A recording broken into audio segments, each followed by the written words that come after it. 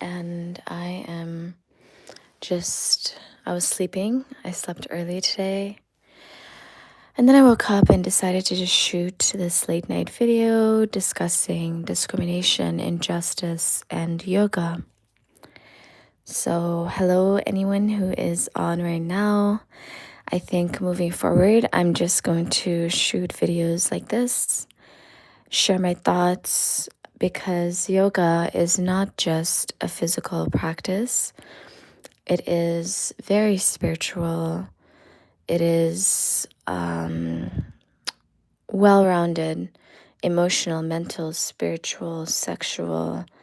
It's a holistic practice. So, yeah, I think whenever I feel like it, I'll just come on live and share my thoughts. Now, my journey with yoga has been a long one.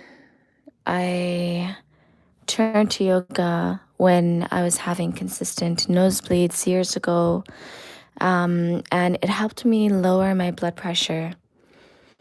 Yoga is honestly amazing for so many things. And when practiced properly and authentically, it can really be a lifesaver. When, when you step on the mat, a lot of people turn to yoga because they want a nice body. But after they step on the mat, they realize that, wow, it's done so much more than give me a nice body. And that has definitely been my journey. I turned to yoga so that I can heal whatever was happening inside of me.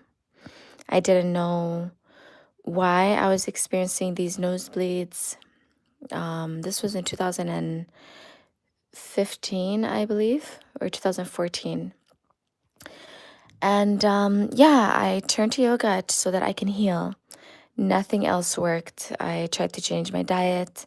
I tried to go to the gym. I tried so many different things, swimming, and nothing worked except for yoga. And the reason why it worked for me, the reason why it stopped the nosebleeds, it's because I healed on a holistic level, mentally, physically, spiritually, emotionally, everything. So now last year my whole channel was about Black mental health and self-care.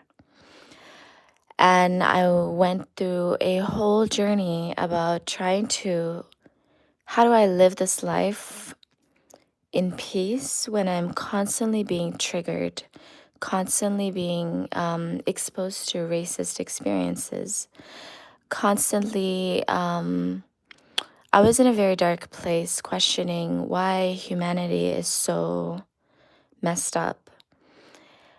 And I just couldn't for the life of me understand why people had so much hate in their hearts for Black people, for women, for other marginalized groups. And as somebody who really loves deeply, it troubled me deeply to see so much hatred, people being exposed to so much hatred just because of the color of their skin, their gender, their sexual orientation, whatever it is. It deeply, deeply troubled me that people could go out of their way to harm other people just because they don't like who they are.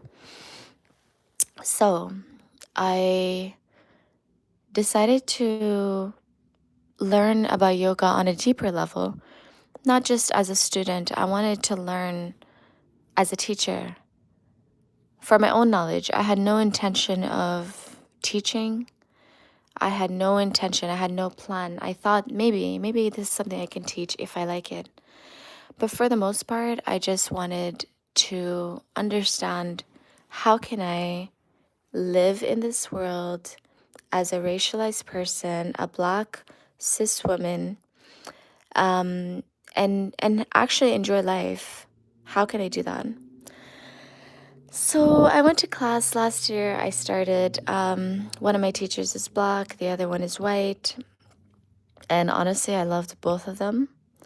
And I asked them, I said, how can I, as a racialized person who experiences racism on a regular basis, anti Black racism on a regular basis, how can I use yoga to help me have more patience, more tolerance?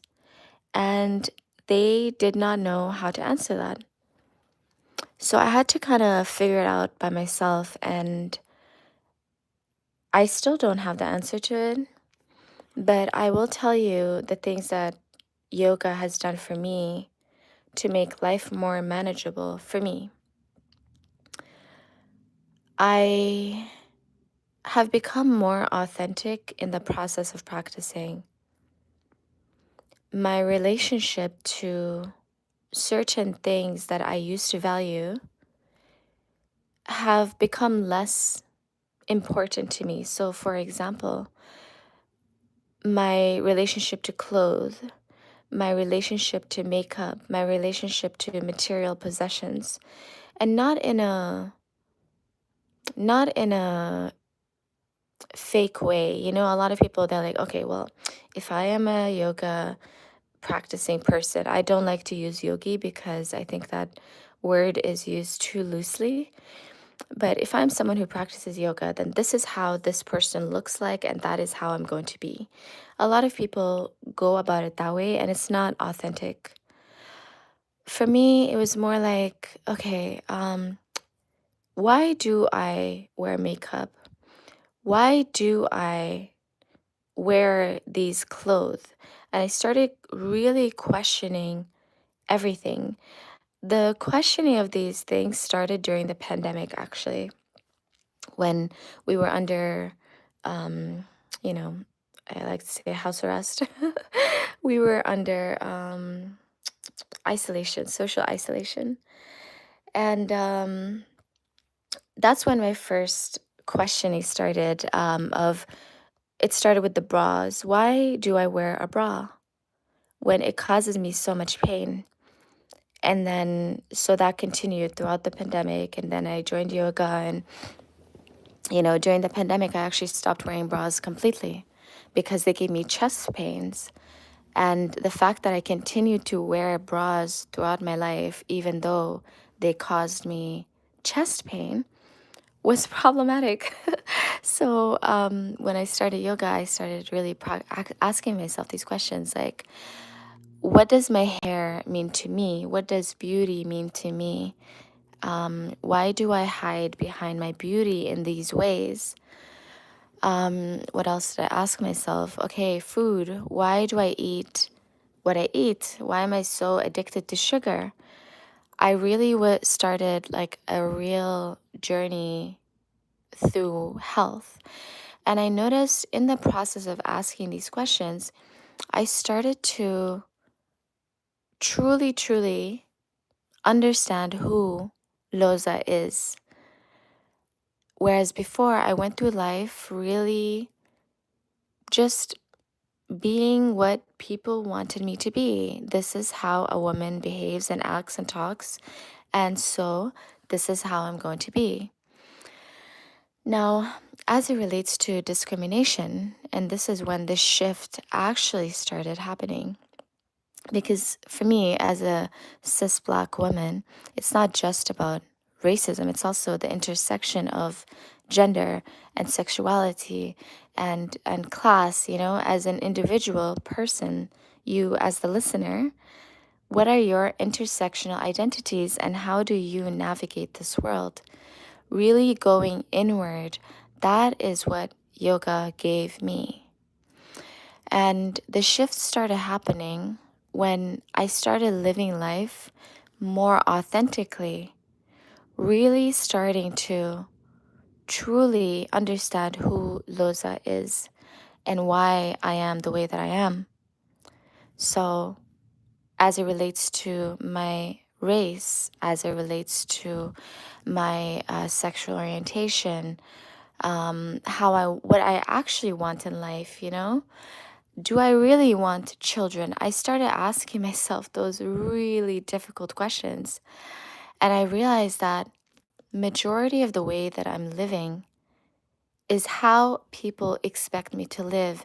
And the shift happened when I realized that most human beings are actually deeply, deeply damaged people.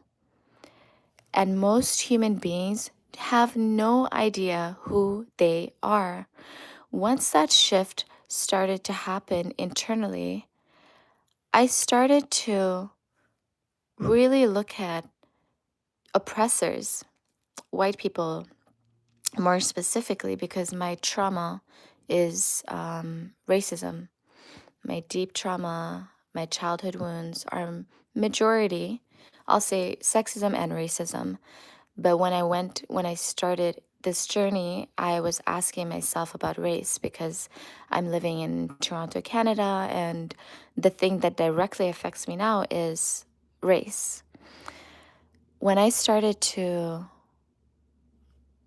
go inward, I started to see racism for what it is. And people who carry that much hate have no happiness inside of their hearts. Once that really became a true realization, a shift started to happen inside of me internally. And I would say the more I keep practicing yoga, the more patient I become. Not that you should ever be patient to, discrimination of any kind, but the patience is for me. It's not for them. You know, when they say forgiveness is not for the other person, it's for you. I truly, truly understood at a deeper level what that means. So that is what yoga is doing for me. And I'm still, young in the journey. I'm still a new teacher and I'm still learning. I'm still growing. And I have my whole life ahead of me to really figure that out. But I would say that is the thing that, and I know it sounds so like cliche, but I really encourage you all to start your own yoga journey. It's not just about being able to be flexible and do the splits and do all sorts of back bends. That is a small part of yoga. Yoga is a way of life. It's the moment you step on the mat, who are you? Who are you and how are you going to use yoga to connect to your environment, the universe? So, for example, yes, I saw someone like this video, so hit that like button and subscribe if you're not already subscribed. So, back to what I was saying, the moment I stepped onto the yoga mat, I started asking myself so many questions about the history of yoga, first of all. Who practiced yoga? And not in a disrespectful way, but in a genuine and a very authentic way of wanting to seek truth.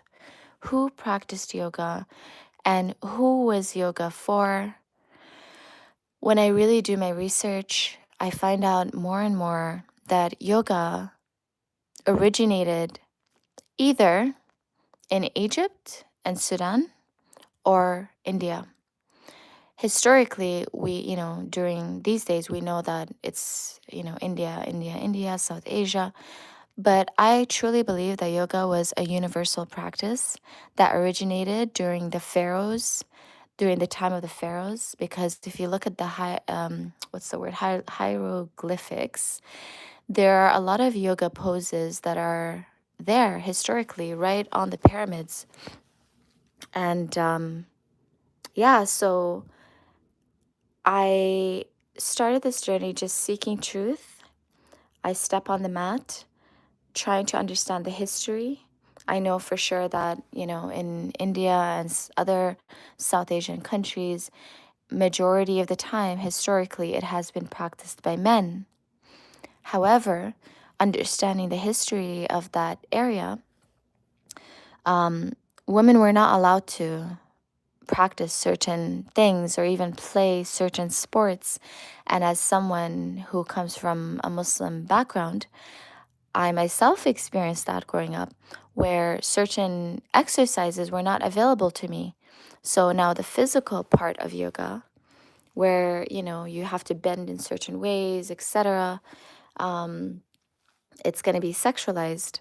And therefore, if it's sexualized, women are usually kept off the mat, which is the video that I just posted today.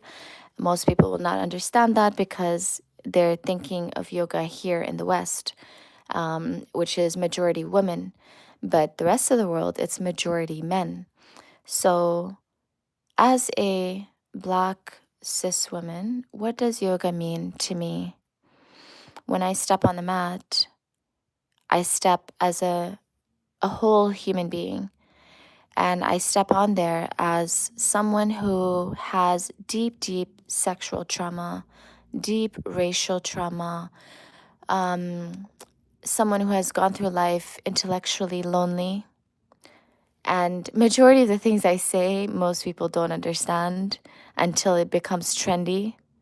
Majority of the things I've been saying on this channel until 2020 was not even recognized.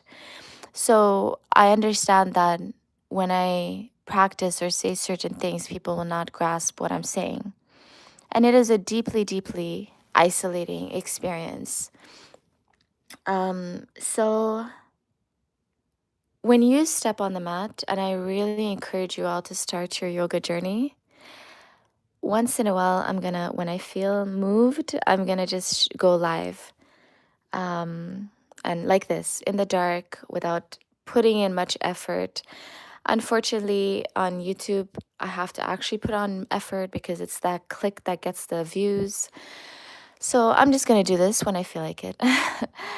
When you come on the mat, I encourage you all to think about your own individual identities and what yoga means to you, not what it means for your teacher, not what it means, what you see on TV.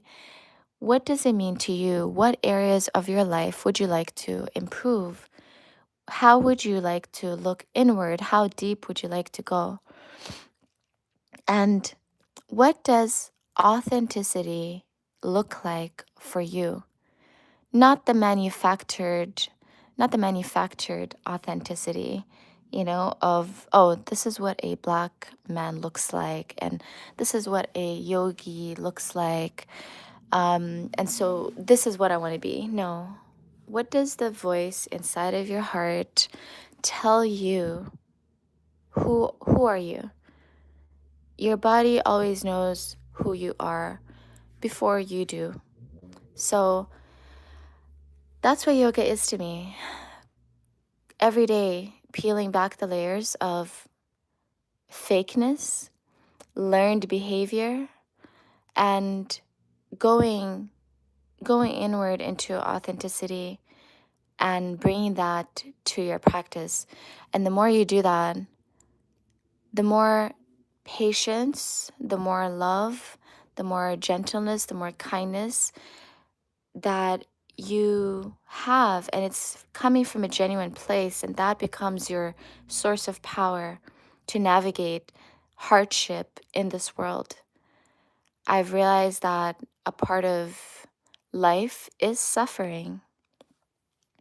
And it's sad. If you just look at it from just the basics of life, which is life and death, it's all about joy and then pain. That's life. And unfortunately, during our time, during our lifetime, I don't see personally a solution to systemic issues. I don't. We can definitely work towards them. But most human beings are followers. Most human beings are deeply, deeply wounded. And when you have this type of mentality, it just breeds ignorance and more harm and more hurt. And instead of trying to control the outside world, try to go inward and find strength that way. so that you can better navigate this world. And honestly, I'll speak for myself. The kind of peace, the sense of peace that I've been feeling since shifting my channel and doing this type of work is priceless. I'm so happy I came down this journey.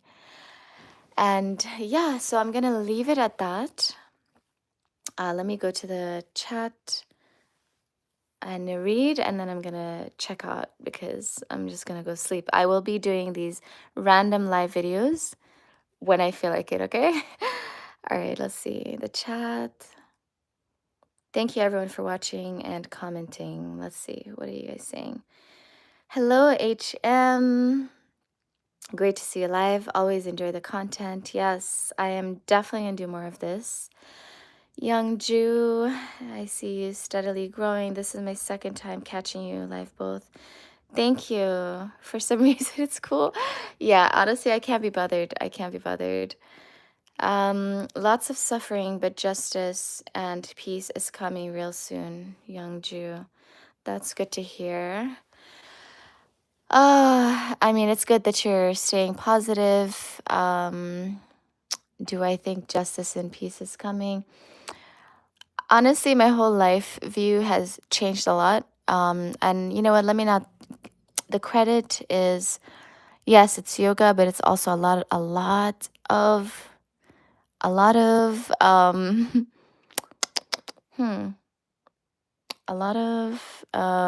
medicine.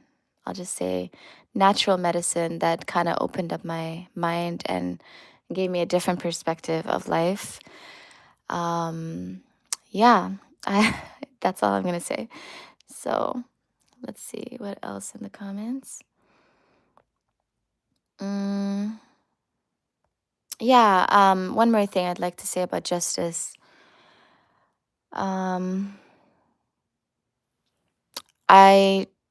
do believe that, you know, protesting is important, by the way. Protesting and, you know, going into the system and dismantling it that way, etc.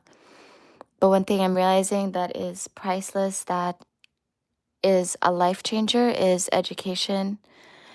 And until the masses are deeply educated and on an individual level, you know, even people who are out there protesting and fighting for justice, I really think the real fight starts at the home, starts at the individual level, addressing the anger, which is not our fault, addressing the pain, addressing the trauma, addressing all of that.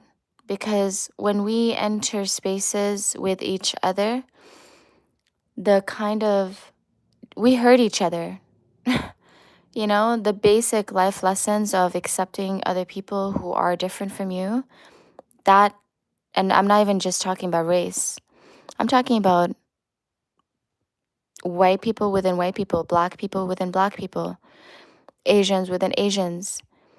The root of white supremacy is anti-blackness. The root of sexism is patriarchy. The root of homophobia, transphobia. There are 7 billion people on this planet, and yet we try to everybody tries to be like white people. Everybody tries to be straight. Everybody tries to be masculine.